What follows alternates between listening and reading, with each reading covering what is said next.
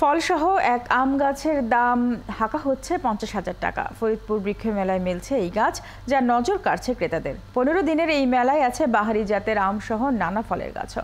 আয়োজকরা বলছেন, ক্রেতা দর্শনার্থীদের গাছ লাগাতে উদ্বুদ্ধ করতে এই আয়োজন। মনিরুল ইসলাম টিটুর তথ্য ও ছবিতে প্রতিবেদন।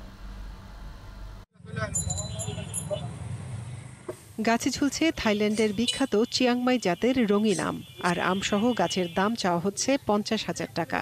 বৃক্ষমেলার ফরিদপুর নার্সারির এই আম গাছ নজর কাড়ছে সবার।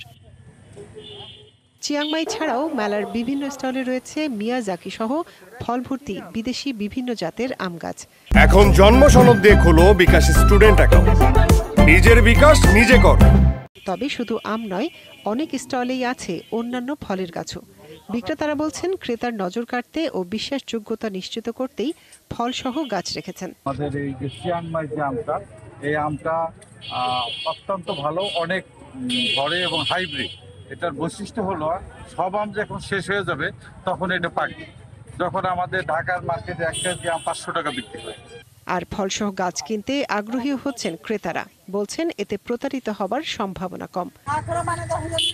দেখতে পাচ্ছি জিনিসটা আসলে যে কি গাছে ধরছে। এই যে আমের গাছ দেখছি, এগুলো আসলে একটু দাম কম হলে ভালো হতো।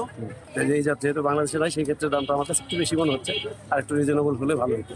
গাছ লাগানোর দরকার প্রত্যেকটা মানুষেরই, তো সেই জন্য গাছ কিনা। গাছ আগেও কিনছি, এখনো অনেক গাছ কিনলাম।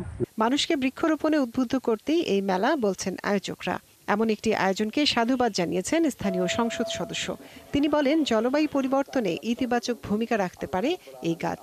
পরিণত গাছ এক মৌসুমে যত অক্সিজেন তৈরি করে, তা দিয়ে বছরে 10 জন মানুষ নিঃশ্বাস নিতে পারে। গাছ জলবায়ু পরিবর্তনের জন্য দায়ী। বিষাক্ত কার্বন ডাইঅক্সাইড, সালফার সহ ক্ষতিকর গ্যাস শোষণ করে বাতাস পরিষ্কার করে। বন বিভাগ ও জেলা প্রশাসনের আয়োজনে 31টি স্টল নিয়ে অনুষ্ঠিত এই মেলা চলবে 11 জুলাই পর্যন্ত। মনিরা কাজুরি, 71।